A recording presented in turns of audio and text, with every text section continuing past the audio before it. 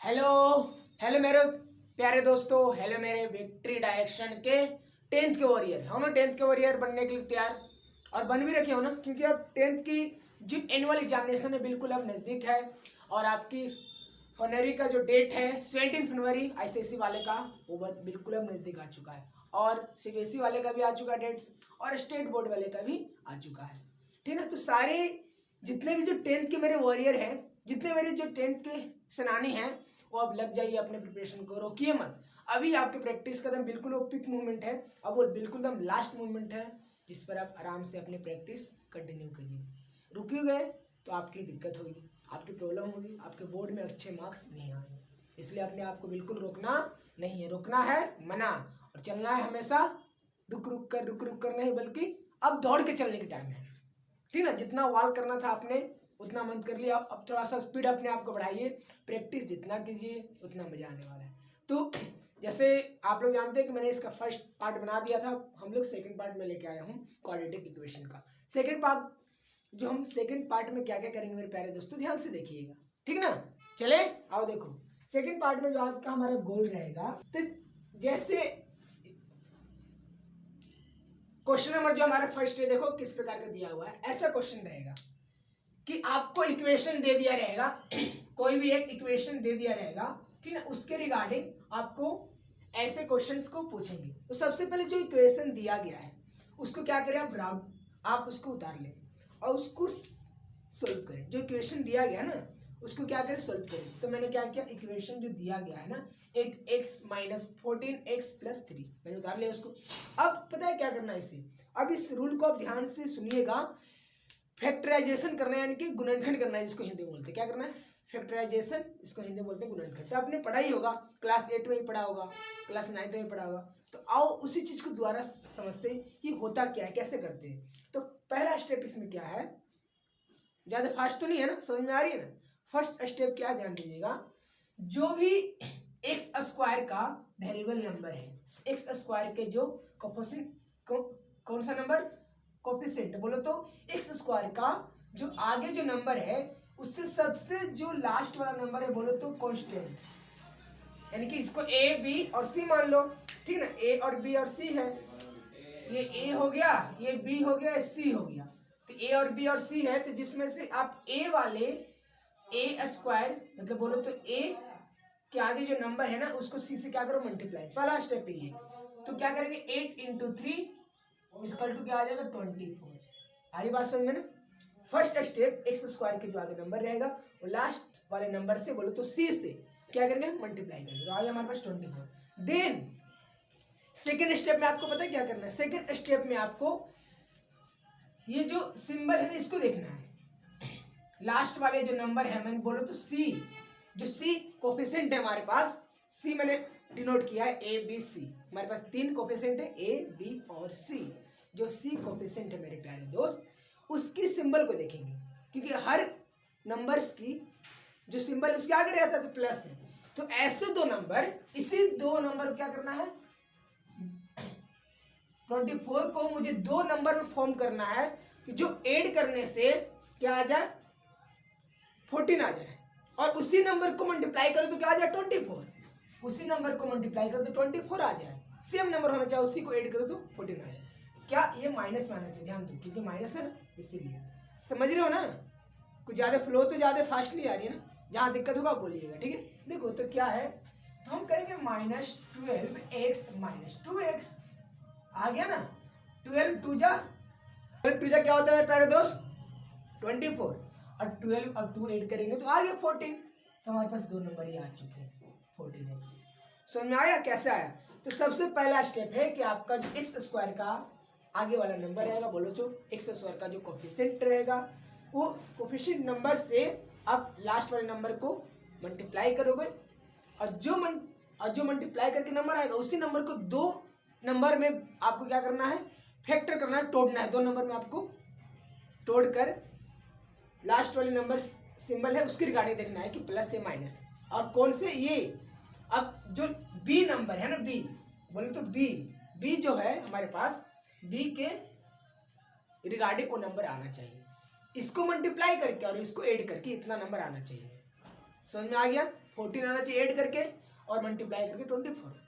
Getting है ना? यहाँ तक कंप्लीट है मेरी बातें। तो चलो आपको स्टेप समझ में आएगी कैसे करना है, पहला स्टेप और सेकंड स्टेप। अब देखो चलो इसको करते हैं। क्या करते हैं, जो जो हमारे पास कौन कौन नंबर आए, एक हमारे पास -12x है और एक हमारे पास -2x है, ठीक है। तो अब देखो 8x स्क्वायर, पहले किसको लिखेंगे, इसके साथ बड़े वाले के साथ क्या लिखेंगे, छोटे वाले को, -12x, ठीक है, डन। इसके बाद -12x और +3, -12x + 3 ऐसे, ठीक है ना। अब देखो इसको कैसे करते हैं। अब लेंगे इसमें से कॉमन, तो कॉमन तो आपको लेने आता ही है, यानी कि फैक्टराइजेशन तो कॉमन तो लेना पड़ेगा। अब सबसे छोटा नंबर क्या है, 2, तो 2 हमारे पास आ गया, ठीक है। और 2 के साथ साथ हम ये भी देखेंगे कि वेरिएबल कौन सा छोटा है, वेरिएबल x स्क्वायर x है, तो सबसे छोटा x है, इसलिए मैंने x लिया कॉमन, यानी कि 2x कॉमन आ गया यहाँ। अब जब कॉमन आ गया तो 2 के टेबल में 8 कितने बार, 4 बार में, और एक x तो आ गया है। देखो मैं सब बिल्कुल एकदम बेसिक और यूनिट से बता रहा हूँ कि आपको मान लेते हैं कि नहीं आ रहा, फिर भी मैं 0 से समझा रहा हूँ, समझने का प्रयास करो। x स्क्वायर x यहाँ आ गया तो x स्क्वायर था ना, तो क्या बचा, सिर्फ x बचा, ठीक है, और ये माइनस। अब देखो ये 2x तो यहाँ आ गया तो सिर्फ क्या बचेगा, 1 बचेगा, बचेगा ना, कुछ नहीं तो 1 जरूर बचेगा। अब देन ये माइनस रहेगा, ठीक है, गेटिंग। अब ध्यान से देखो, अब ये दोनों में छोटा कौन सा है मेरे प्यारे दोस्त, तो 3 है ना, तो 3 को ले लेंगे कॉमन। अब 3 का टेबल में क्या 12 आता है, कितने बार में आता है 12, 4 बार में, इसलिए 4 और x का x रह जाएगा।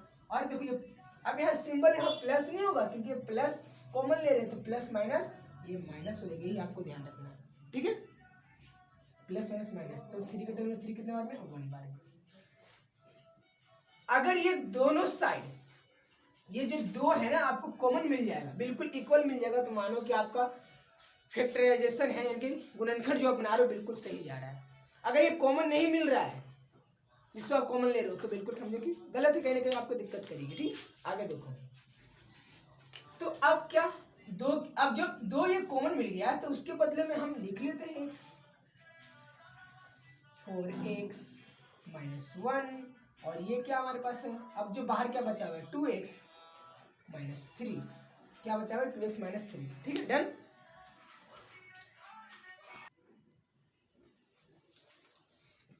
ठीक है, आपने देखा कि कैसे मैंने निकाला।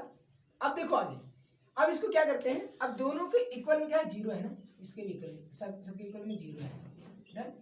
तब इसको 2 पार्ट्स में क्या करेंगे, डिवाइड कर देंगे। एक हमारे पास 14x, ठीक। अब देखो हमारे पास अब जो नंबर आएगा, x का वैल्यू क्या, मैं डायरेक्ट कर रहा हूँ, इधर गया, ये माइनस में था तो प्लस में चला गया, ये मल्टीप्लाई में तो आ गया डिवाइड, तो x का वैल्यू आ गया हमारे पास, क्या आ गया बोलो, एक आ गया 1/4, और इधर x का वैल्यू क्या आ जाएगा, x का वैल्यू ये 2x 3 ये है ना, देखो बस यहाँ हम x छोड़ देंगे, और ये प्लस में चला गया 3, और ये आ गया डिवाइड में, तो ये आ गया हमारे पास 3/2, x का 2 वैल्यू आ गया। बात समझ में आया। अब बताओ x का जो 2 वैल्यू आया है, x का जो 2 आंसर आया है, बोलो तो हिंदी में मान आया, 2 मान आया है। अब फर्स्ट क्वेश्चन क्या कह रहा है, देखो कि व्हेन कोई भी जो नंबर है मतलब इंटीजर्स होती, इंटीजर्स को हम लोग जेड से भी सूचित करते हैं। इसका इंटीजर्स अगर ना देकर, आई ना देकर क्या अगर जेड दे दे, तो मानो कोई भी इंटीजर्स ही है, समझिएगा, ठीक है।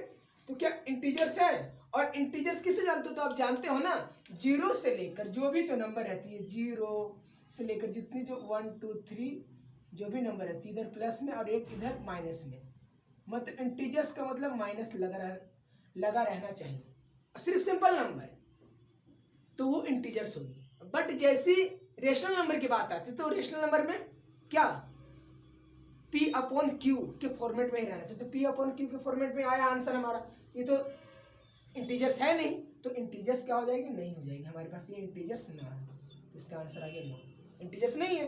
ये किसके फॉर्मेट में आया है, रेशनल नंबर के फॉर्मेट में आया है ना, रेशनल नंबर के थ्रू आया है, इसलिए हम कहेंगे ये रेशनल नंबर है।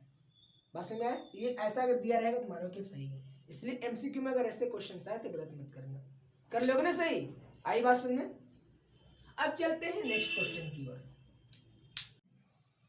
जब भी ऐसा क्वेश्चन आपके सामने आता हो, ऐसा क्वेश्चन आए आपके थ्योरी में, आपके क्वेश्चंस में, तो थ्योरी थ्योरी बेस्ड जो क्वेश्चन मैंने पहले बताया था कि वर्ड प्रॉब्लम आपको बहुत प्रॉब्लम करते हैं, तो वर्ड प्रॉब्लम से बचने के लिए पता है क्या करना होगा, आपको प्रैक्टिस करना होगा। जितना प्रैक्टिस करोगे उतना आपके लिए बहुत ही यूजफुल बनेगा। तो ऐसे क्वेश्चन हमारे पास आएंगे वर्ड प्रॉब्लम के साथ, थ्योरी बेस्ड क्वेश्चंस। तो कैसे इसको अटेम्प्ट करेंगे मैथ में सर? तो सबसे पहले जो क्वेश्चन दिया जाएगा उसको ध्यान से पढ़ना सीखो, क्या कह रहा है। अगर पढ़ना सीख गए तो समझ में आएगा, तो आप इजिली कर पाओगे, ठीक ना।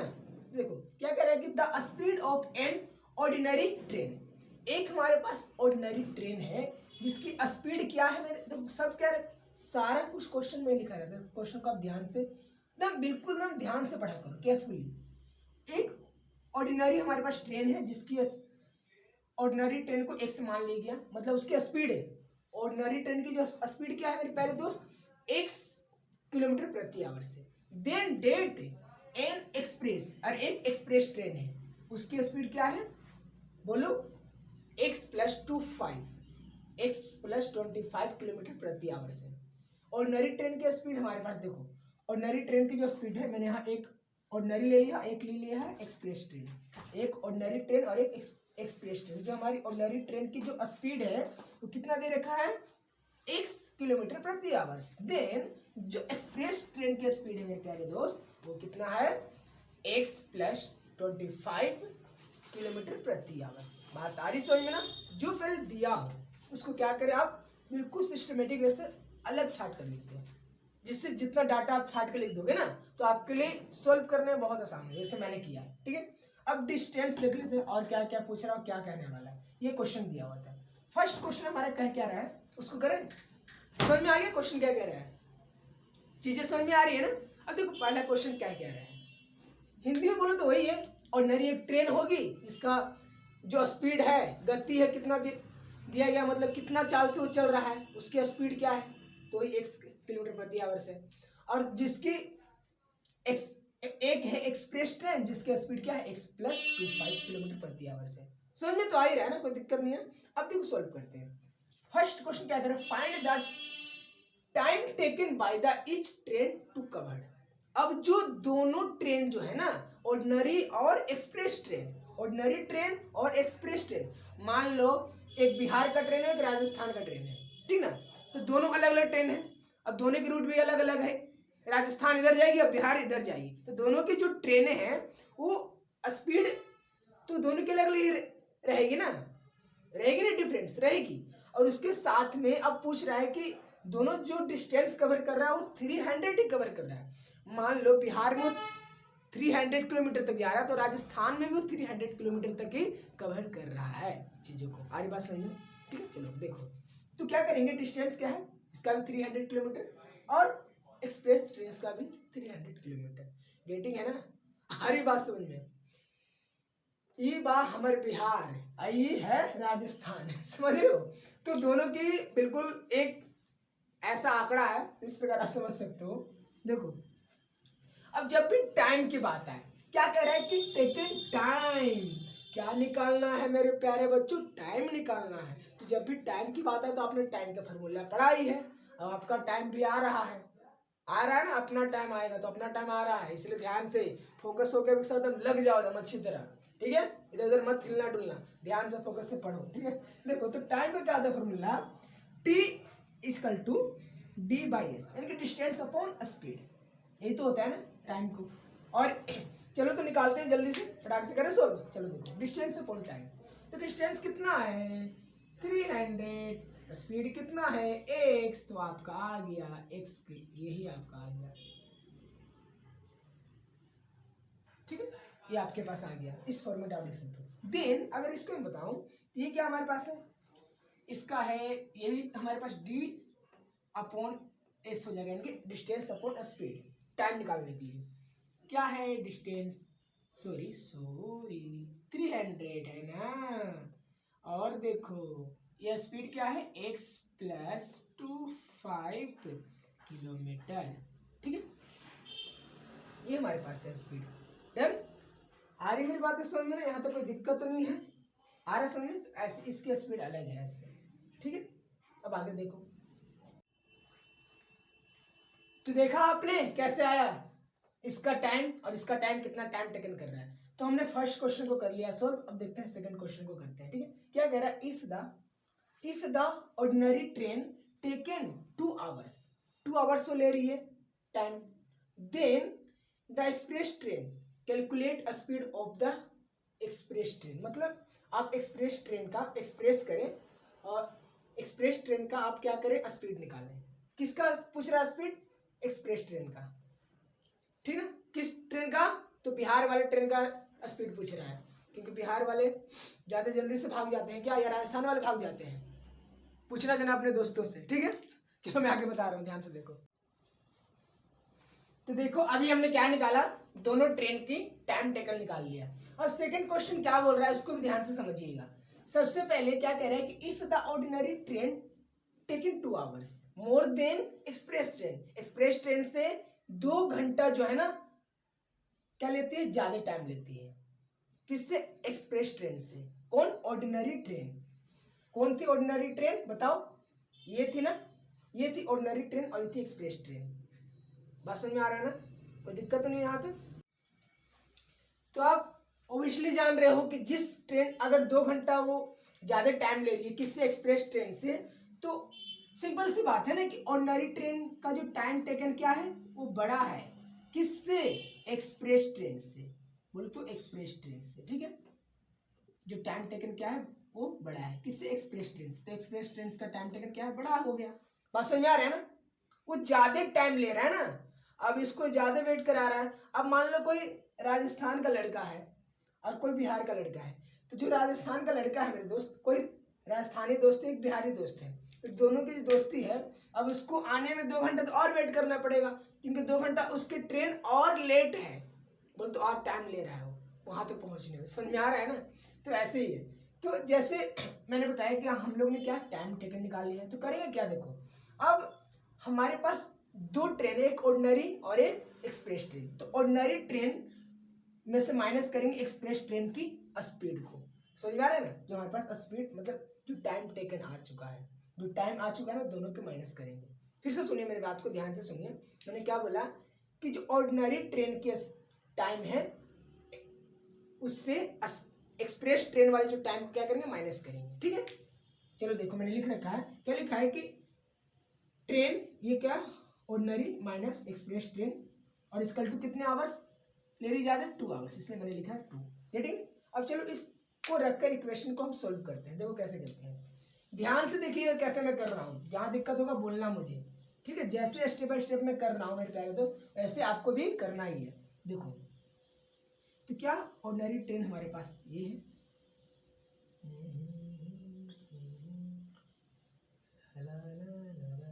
चलो देखो देखो देखो देखो, क्या वो पेड़ है बादल ओढ़े या खड़ा कोई, बादल नहीं ओढ़े, चादर ओढ़े या खड़ा कोई, गलत हो जा रहा है गरवा, क्या बताएं आप लोग को।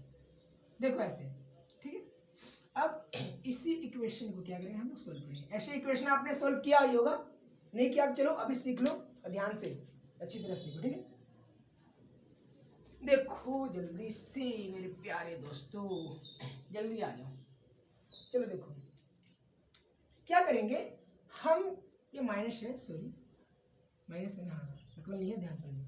तो क्या करेंगे, आपने ऐसा पढ़ा है तो आप बिल्कुल जब ऐसा इक्वेशन आया तो डायरेक्ट आप क्या करो, मल्टीप्लाई डिवाइड ना करके सबसे पहले देखो इसमें से हम कॉमन क्या ले सकते हैं। तो कॉमन हम लेने के लिए बोलो तो हम क्या ले सकते हैं, दोनों में से 300 में कॉमन ले सकता हूँ। मैंने 300 को कॉमन ले लिया। ठीक है, कॉमन ले लिया तो ये क्या बच गया, 1x बच गया माइनस, क्योंकि सिंपल बनाना है ना इसीलिए x प्लस 2x बच गया। जितना सिंपल बनाओगे ना उतना आपको बनाने में बहुत मजा आएगा चीजें। ठीक है, अब देखो अब हम क्या करेंगे इसे, ये था 300 उधर भेज देंगे उसे, तो ये मल्टीप्लाई में चला जाएगा उधर डिवाइड में। अब बाकी हम इससे क्या करते हैं, एलसीएम निकालते हैं दोनों को, ऐसे भी कर सकते हैं, एलसीएम निकाल लो। नीचे वालों क्या बनाते हो ना, सम ऑफ फ्रैक्शन पढ़े हो ना, अच्छी तरह आता है ना सम ऑफ फ्रैक्शन, तो वही सम ऑफ फ्रैक्शन वाला काम करना। तो यहाँ बटे सब्ट्रैक्ट ऑफ फ्रैक्शन, दोनों हमारे मल्टीप्लाई में हो जाएंगे। ये तो जानते ही हो तुम लोग, दिक्कत होगा बोल देना, फिर मैं बता रहा हूँ। ठीक है, दोनों मल्टीप्लाई में आ जाते हैं, दोनों का एलसीएम आता है तो मल्टीप्लाई ग्रुप में ऐसे आता है। ठीक है, अब देखो अब मैंने बोला कि इस नंबर्स को इधर डिवाइड में आ जाएगा, क्या 300 इधर आगे डिवाइड में मल्टीप्लाई में था तो ठीक है। अब ध्यान से देखिएगा आगे मेरी बात, सुनिएगा और समझिएगा भी, ठीक है। अब देखो जब ये x मिल रहा है तो क्या नहीं मिल रहा, ये दोनों मिल रहा है तो ये दोनों कैंसिल आउट हो जाएंगे, जो नहीं मिलेगा उसको उठा कर लिख दो, x प्लस 25 मतलब 25 माइनस, रीडिंग है। अब इसमें से ये दोनों कौन मिल रहे हैं, क्या नहीं मिल रहा है, x, ये दोनों कैंसिल आउट हो गए। ऐसे बनाते हैं सम फ्रैक्शन, कितना इजी है ना, बहुत इजी है। आगे चले, अब देखो इसको ध्यान से आगे समझिएगा, यहाँ ले लें, चल देखो यहाँ लेते हैं मेरे प्यारे बच्चों, ध्यान से देखो। तब इसको क्या करते हैं हम, x ये माइनस से प्लस में है तो क्या ऊपर मेरे पास बच्चा, बोलो, एक माइनस से प्लस में, तो x एक माइनस से प्लस, तो x कैंसिल आउट हो जाएंगे, 25 बचा, और ये 25 अपॉन, अगर इधर में बात करूं तो इधर क्या है, ध्यान से आप देखना, ये हमारे पास a मल्टीप्लाई हो जाएंगे x से, तो हो जाएगा x स्क्वायर। देखो ये x से मल्टीप्लाई हो रहा है, ध्यान समझो, आगे समझिए बात, x से मल्टीप्लाई हो रहा है, ये x स्क्वायर फिर प्लस 25x, कैसे 25x आया, आए समझ बातें, x से दोनों को मल्टीप्लाई कर दिया। अब आगे भी देखिए ध्यान से, हमारे पास इस साइड क्या है, 2/300, अब 2/300 है तो क्रॉस मल्टीप्लाई कर लो जल्दी से, करें, चलो देखो जल्दी से हम क्रॉस मल्टीप्लाई करते हैं, देखिएगा। या तो आप इसको और सिंपल बना सकते हो, इसको काट दो तो ये आ जाएगा आपके पास 150, ठीक है, तो 1 और ये 50, ठीक है ना। आगे चलो देखो, ये आप क्रॉस मल्टीप्लाई करो, जब भी क्रॉस मल्टीप्लाई इस ऐसे करोगे आपको तो यार पहले नंबर इसको लिख लो, सिंपल है, अच्छा रहेगा, x स्क्वायर 1 से होगा तो सेम है 25,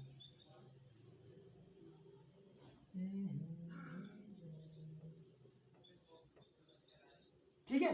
अरे चीज समझ में ना, मल्टीप्लाई कर लो आप जल्दी से, तो ये तो आ गया आपके पास, क्या आ गया, यहाँ x छूट रहा है, देख लो ध्यान से अच्छी तरह लिखना, 25x, तो ये आ जाएगा 3075, ठीक है। अब इसको मल्टीप्लाई करके आप देख लेना तो क्या आ जाएगा, 3075, 3750 आ गया, ठीक है। अब देखो, अब ये हमारे पास एक इक्वेशन आ गया है ना, अब इस इक्वेशन जो हमारे पास आया मेरे प्यारे दोस्त, मेरे प्यारे बंधु भाइयों, अब इसे क्या करेंगे, जैसे हमने फर्स्ट क्वेश्चन सोल्व किया था फैक्टराइजेशन, इसे भी क्या करेंगे, फैक्टराइजेशन करेंगे यानी गुणनखंड करेंगे, ठीक है। तो चलो इसको फैक्टराइजेशन करते हैं, इससे पहले इसको इस फॉर्म में रख देते हैं, इधर प्लस था इधर आ गया माइनस में, ठीक है, ये वाला। अब देखो, अब हमारे पास मैंने क्या रूल बताया था, कि जो फर्स्ट मैंने रूल बताया था ना, इसको a b c 3 में आप फॉर्म पहले कर लो, 3 कोफिशिएंट में a b c, और जो a बोलो तो x स्क्वायर के आगे जो नंबर रहेगा, कौन सा कोफिशिएंट को लास्ट वाला मल्टीप्लाई, तो 1 है, कुछ नहीं तो 1, तो 1 से मल्टीप्लाई तो सेम ही आएगा नंबर, 3750 आएगा, ठीक है। अब देखो, अब क्या मैंने बोला था कि इसको आप क्या करो, दो ऐसे नंबर में फैक्टर करो जिसको क्या ऐड करने से, ऐड नहीं बल्कि यहाँ देखो सब्ट्रैक्ट है, मैंने बोला था लास्ट वाले सिंबल को देखना, सब्ट्रैक्ट करने से क्या आ जाए 25, और उसी को मल्टीप्लाई करने से 3750 आ जाए। अब क्या करेंगे, अब हमारे पास ऐसा नंबर तो बड़ा डिफिकल्ट से आएगा, बहुत दिक्कत होगी, तो क्या बिल्कुल सिंपल है, कुछ नहीं। अब आपने SCF पढ़ा है, फैक्टर पढ़ा है ना, फैक्टरिंग पढ़ा, तो बिल्कुल फैक्टरिंग कर दो यहाँ, देखो कैसे करते हैं फैक्टरिंग, 3750 को फैक्टर करते हैं, इस प्रकार ऐसे करना तो आता ही आपको, ऐसे फॉर्मेट में हम कर देंगे, ठीक है। देखो क्या करेंगे, 2 से पहले फटाफट करो, ये आ जाएगा 1, ये आ जाएगा 8, आ रहा है ना, ये तो आता ही आपको, ये आ जाएगा 7, ये आ जाएगा 5, फिर कितना से करेंगे बताओ, आप देख लो, देखो इसके बाद फिर आप करो 3 से कर दो, देखो 9 और ये हो गया आपके पास 9 और 7 कितना होता है बोलो, 9 7 आपके पास आ गया 9 7 आपके पास आ गया 16 और 16 और 5 आपके पास आ गया 21। और आप जानते हो ये 3 का डिवीजन रूल जानते हो, जो भी इसके नंबर में आता है वो क्या होता है, डिवाइड होता है। कि 21 आ गया 3 से हो जाएगा ये 6 और ये आपके पास आ जाएगा नंबर 6। इसके बाद ये आ गया 2 और ये आ गया 5। डन। फिर आप कितने से लगाओ और 5 से लगाओ, अब 3 से नहीं लेकिन 8 और 8 और 3 8 और 5 कितना होता है, 8 5 होता है आपके 30, तो 30 नहीं आता, आप 5 लगा दो। ठीक है डन। 5 से कर दो डिवीजन, जल्दी से करो फटाक से।